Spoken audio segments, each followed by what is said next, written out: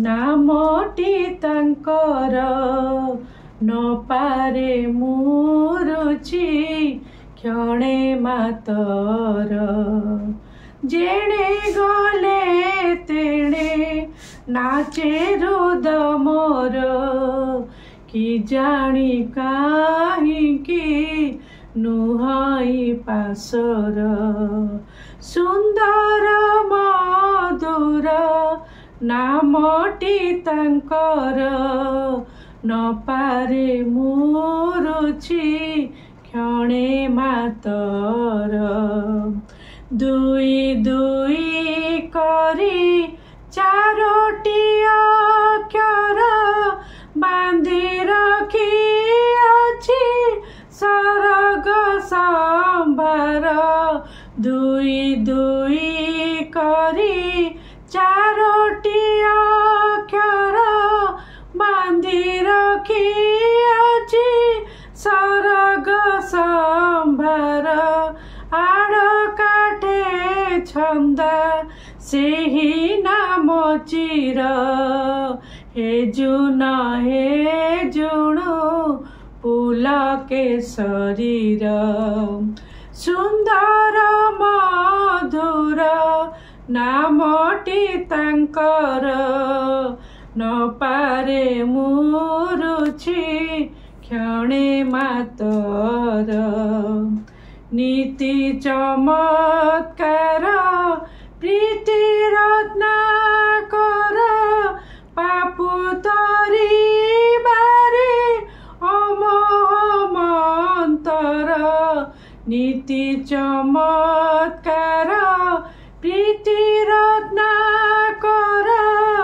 पापु तरी बारे अमहमंतर नही पद प्रांत निमिषे अंतर नाम भजन रे जाऊ दिन मोर सुंदर मधुर नामटी तांकर न पारे मुरुची क्षणे मातर जेणे गले तेणे नाचे हृद मोर कि जानी काहींकी नुहाई पासर सुंदर मधुर नामटी तांकर न पारे मुरुची क्षणे मातर।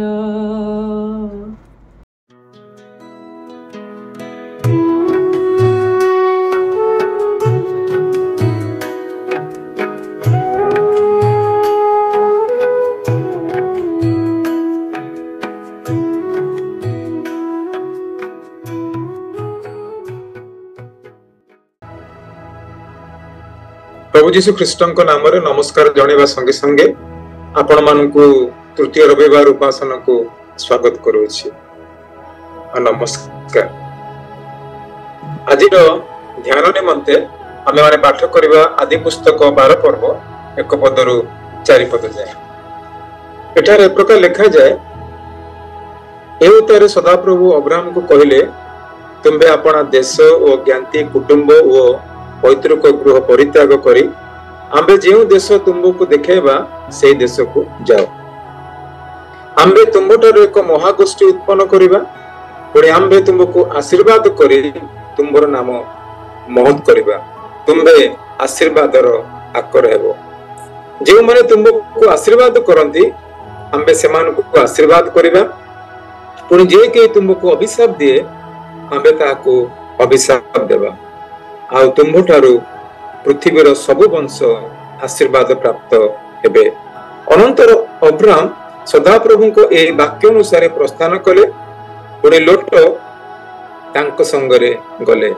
हारण को ठारू प्रस्थान करिबा समय रे अब्राहम कर बयस 75 वर्ष होइथिला।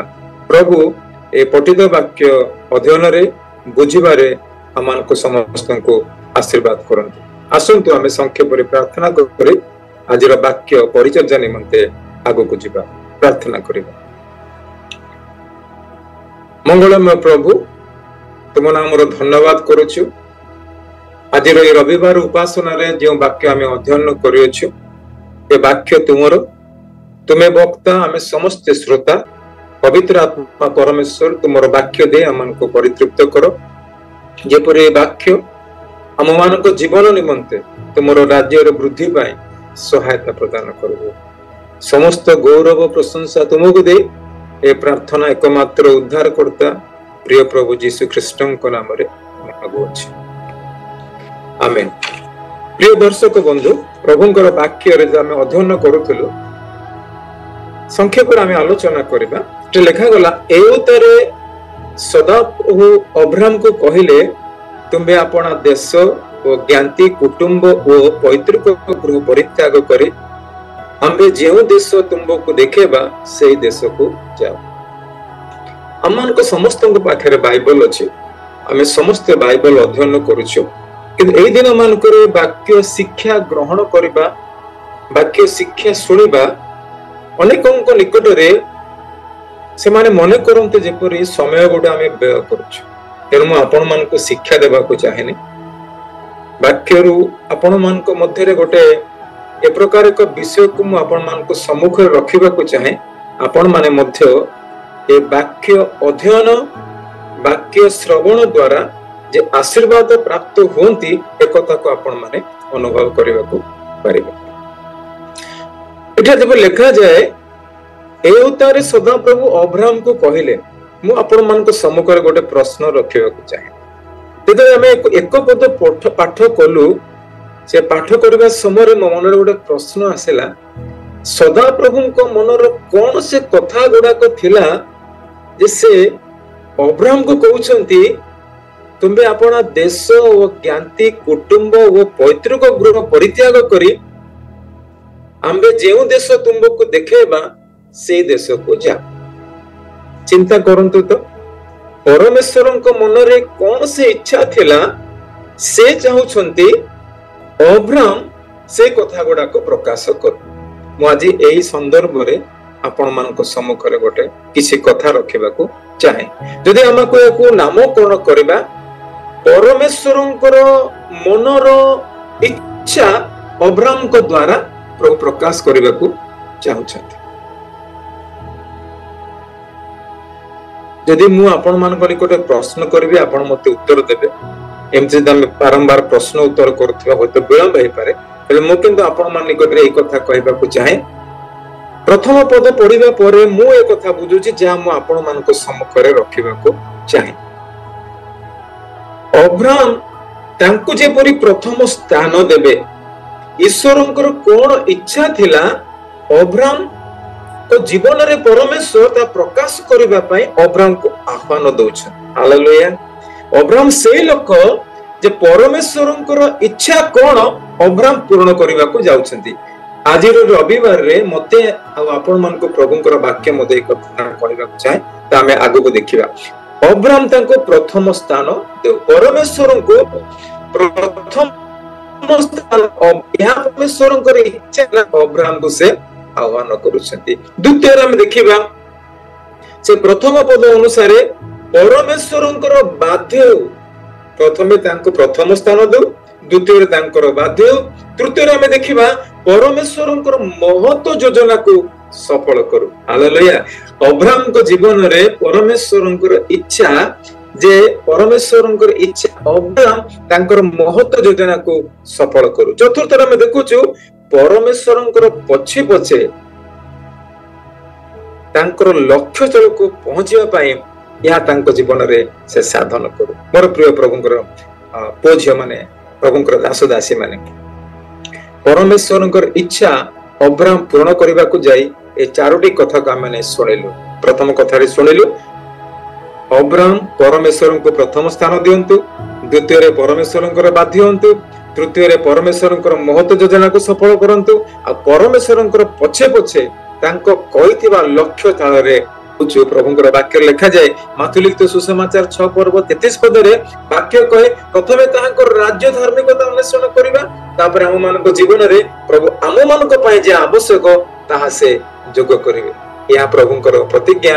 ତେଣୁ ପ୍ରଭୁଙ୍କର ବାକ୍ୟ ଅବ୍ରାହମ କୁ କହୁଛନ୍ତି କଣ, ତୁମେ ମତେ ପ୍ରଥମ ସ୍ଥାନ ଦିଅ ଆଉ ତୁମ ଜୀବନରେ କଣ ଆବଶ୍ୟକ ମୁଁ ତାହା ଯୋଗ କରିବାକୁ ଚାହେଁ। ତୃତୀୟରେ ଆମେ ଦ୍ୱିତୀୟରେ ଦେଖୁଛୁ ପରମେଶ୍ୱରଙ୍କର ବାଧ୍ୟ ହେବା। ବାଧ୍ୟତା ପରମେଶ୍ୱରଙ୍କର ଗୌରବ କରିବା ଏକ ମାଧ୍ୟମ ଅଟେ। ହାଲେଲୁୟା। ବାଧ୍ୟତା ପରମେଶ୍ୱରଙ୍କର ଗୌରବ କରିବାର ଏକ ମାଧ୍ୟମ ଅଟେ।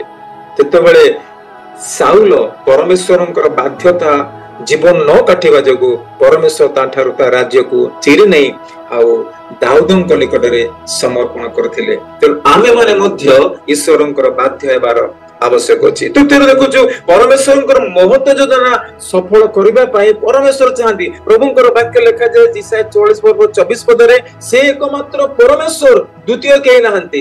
ତାଙ୍କର ଏହି ଯୋଜନା ଅବ୍ରାହମଙ୍କ ଦ୍ୱାରା ପରମେଶ୍ୱର ସଫଳ କରିବା ପାଇଁ, ତେଣୁ ଅବ୍ରାହମକୁ ସେଦିନ ମନୋନୀତ କଲେ ଆଉ କହିଲେ, ଅବ୍ରାହମ ଆମେ ତୁମକୁ ଯେଉଁ ଦେଶ ଜ୍ଞାତି କୁଟୁମ୍ବ ଦେଖେଇବା, ତୁମ ପୈତୃକ ଗୃହ ପରିତ୍ୟାଗ କରି ଆମେ ଯେଉଁ ଦେଶ ତୁମକୁ ଦେଖେଇବା ସେଇ ଦେଶକୁ ଯାଉ। ଅବ୍ରାହମ ମଧ୍ୟ ଈଶ୍ୱରଙ୍କର ବାଧ୍ୟ ହୋଇ ଈଶ୍ୱରଙ୍କର ମହତ ଯୋଜନାକୁ ସଫଳ କରିବା ପାଇଁ ସେ ଆଗଭର ହେଇଅଛନ୍ତି। ଚତୁର୍ଥରେ ଦେଖୁଛୁ ପରମେଶ୍ୱରଙ୍କର ପଛେ ପଛେ ଚାଲିବା, ଅର୍ଥାତ୍ ପରମେଶ୍ୱର ଯେଉଁ ଲକ୍ଷ୍ୟ ସ୍ଥଳରେ ଅବ୍ରାହମକୁ ପହଞ୍ଚେଇବାକୁ ଚାହୁଁଛନ୍ତି ସେଇ ସ୍ଥାନରେ ପହଞ୍ଚିବା। ଅର୍ଥ ପ୍ରଭୁଙ୍କର ବାକ୍ୟ ଲେଖାଯାଏ ଯୋହନ ଲିଖିତ ସୁସମାଚାର 14 ପର୍ବ 6 ପଦ ଲେଖାଗଲା, ମୋ ପଥ ସତ୍ୟ ଓ ଜୀବନ, ମୋ ଦେଇ ନ ଗଲେ କେହି ପିତାଙ୍କ ନିକଟକୁ ଯାଇପାରିବନି। ମୋର ପ୍ରିୟ ପ୍ରଭୁଙ୍କର ଦାସ ଦାସୀ ମାନେ, ପରମେଶ୍ୱରଙ୍କର ଇଚ୍ଛା ଅବ୍ରାହମଙ୍କ ଜୀବନରେ ଏହା ସଫଳ କରିବା ପାଇଁ ପରମେଶ୍ୱର ଅବ୍ରାହମକୁ ସେଦିନ ଆହ୍ୱାନ କରିଥିଲେ। ଆଜି ମତେ ଆପଣ ମାନଙ୍କୁ ମଧ୍ୟ ଏଇଥିପାଇଁ ଆହ୍ୱାନ କରନ୍ତି, ଯେପରି ଆମେ ମାନେ ପରମେଶ୍ୱରଙ୍କୁ ପ୍ରଥମ ସ୍ଥାନ ଦେବା, ପରମେଶ୍ୱରଙ୍କର ବାଧ୍ୟ ହେବା, ପରମେଶ୍ୱରଙ୍କର ମହତ ଯୋଜନାକୁ ସଫଳ କରିବା ଆଉ ପରମେଶ୍ୱରଙ୍କର ପଛେ ପଛେ କହିଥିବା ଲକ୍ଷ୍ୟ ସ୍ଥଳରେ ପହଞ୍ଚିବା। ଏହା ହିଁ ପରମେଶ୍ୱରଙ୍କର ଇଚ୍ଛା ଥିଲା। ଆଜି ଏଇ ରବିବାର ଉପାସନାରେ ପ୍ରଭୁ ଆମମାନଙ୍କୁ ତାଙ୍କର ମନର ମତ କରି ତାଙ୍କର ଇଚ୍ଛାକୁ ଆମମାନଙ୍କୁ ଜୀବନ ଦ୍ୱାରା ସଫଳ କରିବାକୁ ଚାହାନ୍ତି। ଯଦି ମୁଁ ଆଉ ଆପଣ ମାନେ ଏଇ ବାକ୍ୟ ଅନୁସାରେ ଯଦି ଈଶ୍ୱରଙ୍କର ଆହ୍ୱାନକୁ ଗ୍ରହଣ କରୁଛୁ, ତେବେ ପ୍ରଭୁ ମଧ୍ୟ ମତେ ଆପଣଙ୍କୁ ଦ୍ୱିତୀୟ ପଦରେ ଯୋଉ ଆଶୀର୍ବାଦ ଗୁଡିକ ଲେଖା ଅଛି ଆମ ମାନଙ୍କ ନିମନ୍ତେ ସଫଳ କରିବେ। ଲେଖା ହେଲା କଣ, ଆମେ ତୁମଠାରେ ଏକ ମହାଗୋଷ୍ଠୀ ଉତ୍ପନ୍ନ କରିବା, ପୁଣି ଆମ୍ଭେ ତୁମକୁ ଆଶୀର୍ବାଦ କରି ତୁମର ନାମ ମହତ କରିବା, ତୁମେ ଆଶୀର୍ବାଦର ଆକର ହବ। ଅବ୍ରାହମଙ୍କର ଇଚ୍ଛା, ପରମେଶ୍ୱରଙ୍କର ଇଚ୍ଛା ଅବ୍ରାହମଙ୍କ ଜୀବନରେ ଏହା ଯେପରି ସେ ପ୍ରକାଶ କରିବା ପାଇଁ ପରମେଶ୍ୱର ସେଦିନ ଅବ୍ରାହମକୁ ଆହ୍ୱାନ କରିଥିଲେ। ଆଜି ମଧ୍ୟ ପ୍ରଭୁ ମତେ ଆପଣ ମାନଙ୍କୁ ଏହି ଆଶୀର୍ବାଦର ଆକର କରିବାକୁ ଚାହାନ୍ତି। ମୁଁ ଆପଣ ମାନେ ପରମେଶ୍ୱରଙ୍କୁ ପ୍ରଥମ ସ୍ଥାନ ଦେବା କି, ପରମେଶ୍ୱରଙ୍କର ବାଧ୍ୟ ହେବା, ପରମେଶ୍ୱରଙ୍କର ମହତ ଯୋଜନାକୁ ସଫଳ କରିବା ଆଉ ପରମେଶ୍ୱରଙ୍କର ପଛେ ପଛେ ତାଙ୍କର କହିଥିବା ଲକ୍ଷ୍ୟ ସ୍ଥଳକୁ ପହଞ୍ଚିବା ନିମନ୍ତେ ପ୍ରୟାସ କରିବେ। ପ୍ରଭୁ ମତେ ଆପଣ ମାନଙ୍କୁ ସମସ୍ତଙ୍କୁ এই বাক্য দ্বারা আশীর্বাদ করন্তু। আসন্তু মানে প্রার্থনা করিবা, তারপরে আদর্শ প্রার্থনা কলা পরে আজির সভাକୁ আশীষ ভিক্ষা করে মানে সাঙ্গ করিবা। গৌরব রাজা, তোমার বাক্য দিয়ে তুমি আজ আমাকে কথা কইতিবারু আমি তোমার নামর ধন্যবাদ করুଛୁ। এই বাক্য আমানকো জীবন দ্বারা তুমি কার্য করো, ଯାହା ତମେ ସେଦିନ ଅବ୍ରାହମଙ୍କ ଜୀବନରେ ସାଧନ କରିବାକୁ ଚାହିଁଥିଲ ତାହା ତମେ ସେଦିନ ପ୍ରକାଶ କରିଥିଲ।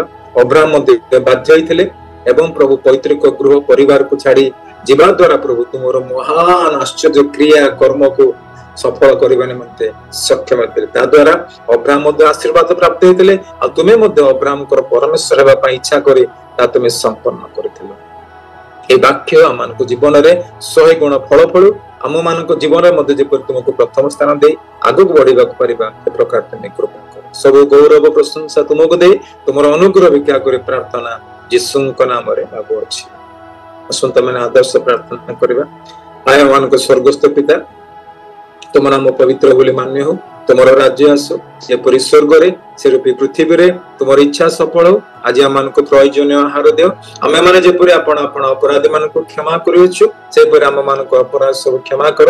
ପରୀକ୍ଷାରେ ଆଣ ନାହିଁ, ମାତ୍ର ମନ୍ଦରୁ ରକ୍ଷା କର, ତେଣୁ ରାଜତ୍ୱ ପରାକ୍ରମ ଗୌରବ ସଦା ସର୍ବଦା ତୁମର। ଆମେନ୍। ପିତା ଈଶ୍ୱରଙ୍କର ପ୍ରେମ, ପୁତ୍ର ପ୍ରଭୁ ଯୀଶୁ ଖ୍ରୀଷ୍ଟଙ୍କର ଅସୀମ ଅନୁଗ୍ରହ, ପବିତ୍ର ଆତ୍ମା ପରମେଶ୍ୱରଙ୍କର ଶକ୍ତି, ଶାନ୍ତି, ଚେତନା, ଚାଳନା, ସୁମଧୁର ସହଭାଗିତା एतेबेले एठारे उपस्थित थिबा भाई भौणी मानक संगे अपेक्षा थिबा विश्वासी विश्वासिनी मानक संगे यीशुंकर आगमन पर्यंत प्रत्येकंकर सहाय्य उपकार करंतु।